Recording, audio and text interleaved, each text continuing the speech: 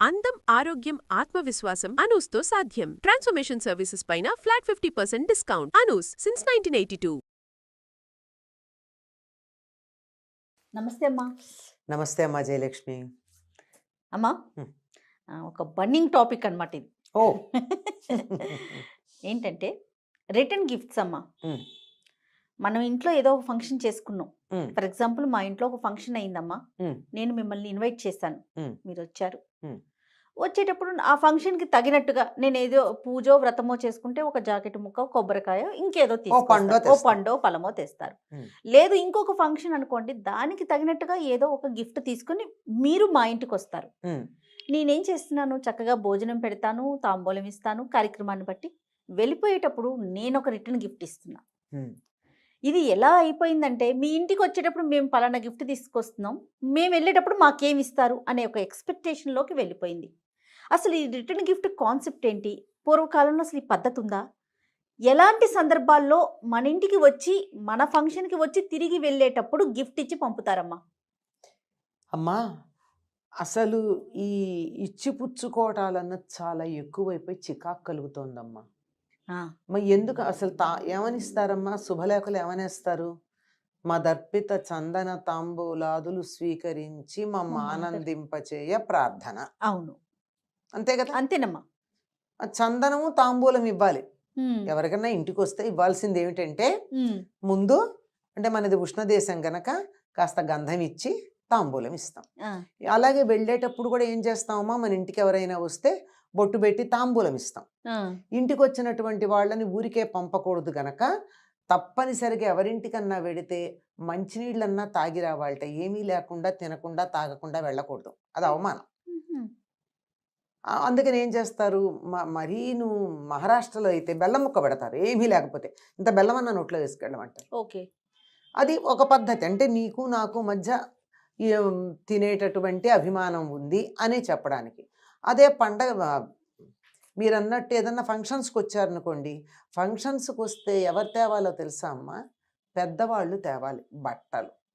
ఉమ్, ఉమ్, మీకన్నా పెద్దవాళ్ళు ఆశీర్వచనం సమయంలో మీకు బట్టలు పెడతారు, వచ్చి మాకు బట్టలు పెట్టి ఆశీర్వదిస్తారు. ఆశీర్వదిస్తారు. బాగుంది. అలాగే పీటల మీద కూర్చునేటటువంటి వాళ్ళు వ్రతాలు పూజలు మొదలైనవి చేసేటప్పుడు వాళ్ళు ఏం చేస్తారంటే పెద్దలకి బట్టలు పెట్టి కూర్చుంటారు. ఆ, ఇంతే, పెద్దలకి బట్టలు పెట్టాలి. పెట్టాలి. ఆహా. పెట్టి వాళ్ళకి నమస్కారం చేసి, అంటే ఏమిటి అర్థం? వాళ్ళ అనుమతి తీసుకుంటున్నారు. ఓకే. ఏ పూజ చేసినా ఏ వ్రతం చేసినా ఇంట్లో పెద్దల అనుమతి తీసుకుని చెయ్యాలి, కానీ నా సొంతంగా చేస్తాను నీ ఇష్టం ఏమిటని చేయకూడదమ్మా. మనకి ఎటువంటి కార్యమైన ఎటువంటి కార్యమైన, అమ్మ. ఎందుకంటే వాళ్ళ ఆశీస్సులు ఆమోదం ఉంటే అది వెనుబలంగా ఉంటుంది. ఉమ్, మీకు గమనించినట్టయితే వరలక్ష్మీ వ్రతం కథ చదువుతారు కదా అందరూ. అవును. అందులో సాక్షాత్తు వరలక్ష్మీదేవి వచ్చి ఆవిడికి ఎవరికి చారుమతికి, ఆ, నేను వరలక్ష్మిని, నీ కోరిక తీరుస్తాను, రాబోయేటటువంటి శ్రావణ పూర్ణిమకు ముందు వచ్చే శుక్రవారం నాడు నన్ను పూజ చెయ్యి అని చెప్పింది. బాగుందా? అవును. చెబితే ఈవిడ తెయ్యని చేసిందా? అందరి అందరికీ చెప్పి పెద్దల అనుమతి తీసుకుని చేసింది. కథ చదవండి. ఆ, అలాగే సాక్షాత్తు రాముడు కనపడి, ఎవరు ఆయన ధ్యానం చేసేది శివుణ్ణి, శివుణ్ణి ధ్యానం చేస్తుంటే రాముడు కనపడి ఉమ్, భాగవతం అనువాదం చేయమని చెప్పి పోతనకి చెప్పాడు. ఉమ్, ధ్యానంలో, కల కూడా కాదు. చెబితే ఆయన పెద్దలకి తండ్రికి చెప్పి వాళ్ళ అనుమతి తీసుకుని వాళ్ళందరూ రాయినాయనా అంటే మొదలుపెట్టాడు. వీళ్ళ అనుమతి నాకెందుకు, నా అంతటి నేను రాసుకుంటూ వెళ్ళిపోతే సరిపోదా అనుకోలేదు. ఉమ్, దేవుడు చెప్పాడు కదా అని. ప్రత్యక్షమైనటువంటి దైవాలు తల్లిదండ్రులు ఇంట్లో పెద్దలు ఉంటే వాళ్ళ ద్వారానే భగవంతుని యొక్క అనుగ్రహం మనకు లభిస్తుంది కనుక వాళ్ళ అనుమతి తీసుకుని చేయాలి. ఉమ్, ఆ అనుమతి తీసుకోవడానికి సంకేతం ఎక్కడా? ముందరే చెప్తాం, అది వేరే మాట. దానికి ఆ క్షణాన వాళ్ళకి పెద్దవాళ్ళు ఉంటే వాళ్ళకి బట్టలు పెట్టి చేస్తాం. మిగిలినదంతా మన శక్తి సామర్థ్యాలు. ఇప్పుడు నాకు బాగా వైభవం ఉంది, ఆ వైభవాన్ని 10 మందికి పంచుకోవాలనుకుంటున్నాను నేను.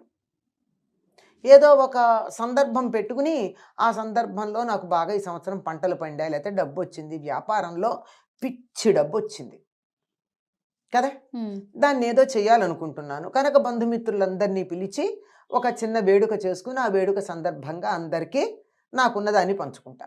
అంతేగాని తప్పనిసరిగా రిటర్న్ గిఫ్ట్ ఇవ్వాలి అన్న నియమం ఏం లేదమ్మా. ఉమ్. ఇవ్వవలసిందల్లా తాంబూలం, పండు తాంబూలం.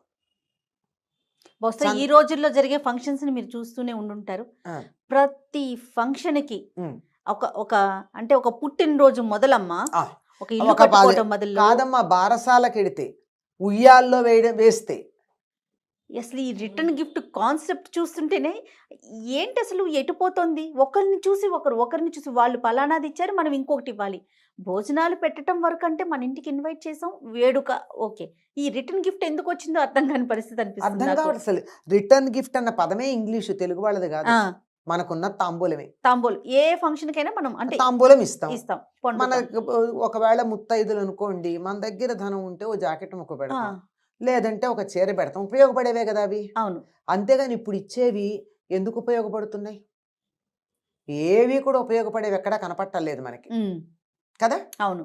ఇంటి నిండా వస్తువులు ప్లాస్టిక్ డబ్బాలు, ప్లాస్టిక్ వాటర్ బాటిల్స్, ఆ, ఇవే కదమ్మా చూస్తున్నాము. ఇంటి నిండా వస్తువులు పేరుకుపోతున్నాయి. వాడేది లేదు, పెట్టేది లేదు, ఏం చేయాలో తెలియక కొంతకాలం ఉంచి తర్వాత బయటపడి ఫ్యాన్సీ అంటున్నారే, ఆ, ఈ ఫ్యాన్సీ వస్తువులు ఎక్కువ అవుతున్నాయి. అవును. ఇది చెయ్యాల్సినటువంటి పని లేదంటే లేదు. ఉమ్, అంటే ధనం ఉంది, నేను పంచుకోవాలనుకుంటున్నాను ఇచ్చేవాళ్ళు ఉంటే ఉండాలి. కానీ అలా ఆ రకంగా తమకున్నటువంటి సంపదని 10 మందితో పంచుకోవాలని. ఉదాహరణకి మనకి ఆ, ఆంధ్ర ప్రాంతం అంతా, ఇప్పుడు తెలంగాణ ఆంధ్ర విడిపోతున్నాం గనక, విడిగా ఉన్నాం గనక సంప్రదాయాలు ఉన్న తేడా నా పేరుతో చెప్పచ్చు. ఆంధ్ర ప్రాంతంలో మనకి పంటలు వస్తాయి అవునమ్మా, సంక్రాంతికి. అవును. వచ్చినటువంటి వాళ్ళందరికీ ఏం చేస్తాం, మనం తాంబూలాలు ఇచ్చి పంపిస్తాం. ఉమ్, కానీ తెలంగాణ ప్రాంతంలో నోము అని చెప్పి 13 వస్తువులు తీసుకొచ్చి తప్పనిసరిగా 13కి తాంబూలంలో వస్తువులు పెట్టిస్తారు. ఉమ్హు, అందుకని నోము అంటే 13 లెక్క, ఉమ్హు, ఉమ్, డజన్ అంటే 12, నోము అంటే 13. 13. దీపావళికి కానీ సంక్రాంతికి కానీ అట్లా నోముగా ఇచ్చే పద్ధతి ఉంది. అది ఆ ప్రాంతంలో వాళ్ళు ప్రత్యేకంగా ఆ ఒక్కదానికి, మళ్ళీ అన్నిటికీ కాదు, ఓహో, ఒక్కదానికి మాత్రమే. ఆ ఒక్కదానికి దేనికి, కొంతమంది దీపావళికి చేసుకుంటారు, కొంతమందికి సంక్రాంతికి చేసుకుంటారు. నోముగా 13 వస్తువులు పంచుకునేది. ఉమ్హు, అట్లా ఏదన్నా ఒక లెక్క ఉంటే తప్ప నోము అనేదన్నా మామూలుగా ఏంటమ్మో పంచుకోవడం, అప్పు చేసి మరీ పెట్టేటటువంటి వాళ్ళు కనపడుతున్నారు. అవును, ఈ వస్తువులు ఏమన్నా ఉపయోగపడతాయా? ఇంటి నిండా పేరుకుపోతూ ఉంటాయి. అవును. ఉపయోగపడేవి ఇచ్చినా అందం చందం. ఆ, మీరు ఇందాక చిన్నపిల్లలు అవునవును. అదేమంటారు, పుట్టినరోజులు అన్నారు అవును, అనుకోండి, అవునమ్మా. అది మరీ చిన్న పిల్లలకైతే ఒక లాలీపాపో బిస్కెట్ ప్యాకెట్టో చాక్లెట్ ఇస్తే వాళ్ళు తింటారు, ఆ, సంతోషపడతారు. పిల్లలు. ఏదో 4-5 ఏళ్ళు వచ్చిన వాళ్ళకైతే ఒక పెన్సిల్ ఇస్తే, వాడు నా ఫ్రెండ్ బర్త్డేకి వెడితే పెన్సిల్ ఇచ్చారు అని చెప్పి వాడు చెప్పుకుంటాడు. అవును. అంతేగాని చిన్నపిల్లలకు కూడా మీరు అన్నట్టు బాటిల్స్, డబ్బాలు ఆ, ఇస్తే ఏం చేసుకుంటాడండి వాడు? ఇంటికి తీసుకొచ్చి అమ్మకి ఇవ్వటం. అంతే కదా. అంతేగమ్మా. అంతకన్నా ఇంకేం లేదు. అసలు ఇళ్లల్లో ఈ మధ్య కాలంలో ప్రతి వాళ్ళ ఇంట్లోనూ ఇచ్చామంటే ఇచ్చాం ఆ, అనే లెక్క. అవును. ఇచ్చామనే లెక్కకి తీసుకొస్తే ఇంతంత పళ్ళాలు, ఇంతంత కటోరీలు, ఇంతంత ఏమిటో గ్లాసు, ఎందుకుంటాయి ఇవన్నీను? ఉమ్, అంటే వాళ్ళు ఇవ్వాలనుకుని ఇస్తున్నారు. ఇవ్వాలి అనే ఒక లెక్క పెట్టుకుని అదే అది మనకు వస్తుంది. ఉపయోగపడుతుందో లేదో తెలియదు. లెక్క కన్నా కూడానమ్మా, పలానా వాళ్ళు ఇది ఇచ్చారు, సో మనం ఇది మనం ఇంకొకటి ఇవ్వాలి అనే ఆ. ఒక ఆ లెక్కతో వెళ్ళిపోతున్నారేమో అనిపిస్తోంది. ఇవి ఎలా అవుతున్నాయి అంటే ఆ, సర్క్యులేట్ అవుతున్నాయి. అవుతున్నాయి. ఒకే రకంవి ఉంటే మళ్ళీ దాన్ని కొంచెం అటు ఇటుగా ఉన్న వాటన్నిటినీ కలిపి ఉమ్, మా ఇంట్లో నేను ఇంకో ఫంక్షన్కి వాటన్నిటిని ఇచ్చుకోవడం. ఉమ్, ఆ, ఇది కొంతకాలం ఒక పిచ్చి, ఏమంటారు, హార్ట్ కేసులో. ఆ, ఇప్పుడు హార్ట్ కేసులో లేదు ఎవరికీను. ఆ పిచ్చి తగ్గిపోయింది. హార్ట్ కేసు పిచ్చి తగ్గిపోయింది. హార్ట్ కేసులు ఈ కరోనా వచ్చిన తర్వాత ఎవరూను హార్ట్ కేసులో పెట్టుకోవట్లే, ఇంట్లో ఉండి వేడివేడిగా తినడమో ఉమ్, అలవాటైపోయింది. కొంతకాలం అది పిచ్చి, ఒక్కొక్క కాలంలో ఒక్కొక్క పిచ్చి. ఉమ్. అమ్మా, అసలు సాధారణంగా రిటర్న్ ఇచ్చే సంస్కృతి ఏ కార్యక్రమానికి ఉంటుందమ్మా?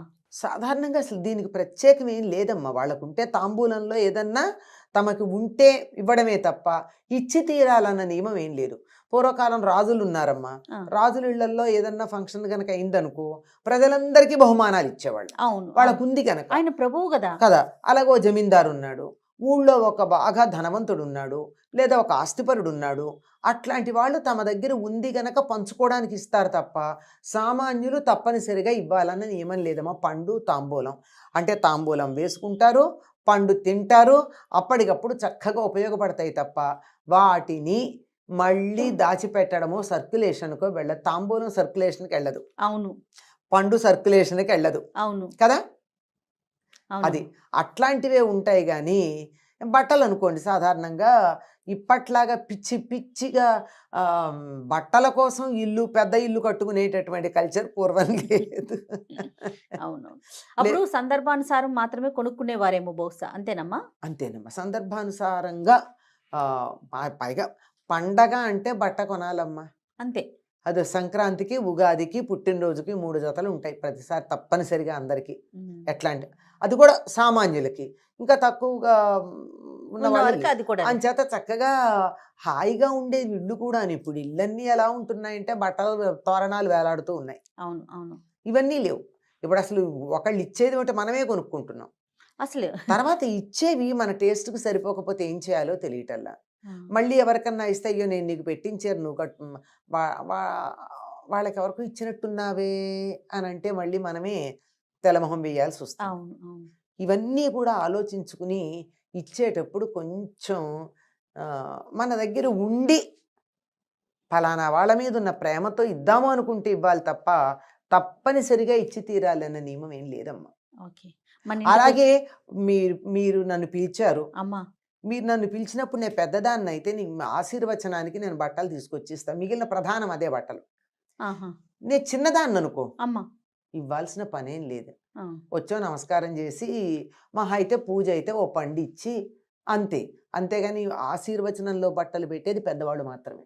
ఓ, ఉమ్.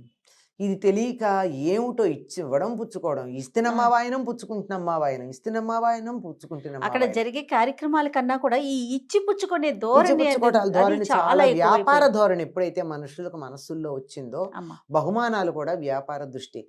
ఇంకా కొంతమంది అయితే ఒకళ్ళు పెళ్ళిళ్ళల్లో వాటిల్లో పుస్తకం పెట్టు కూర్చొని రాస్తారు, ఫలానా వాళ్ళు ఫలాంది ఇచ్చారని. ఇది మరీ భయంకరమైనటువంటి ఇదివరకు రోజులు అదే కదమ్మా ఉండేది.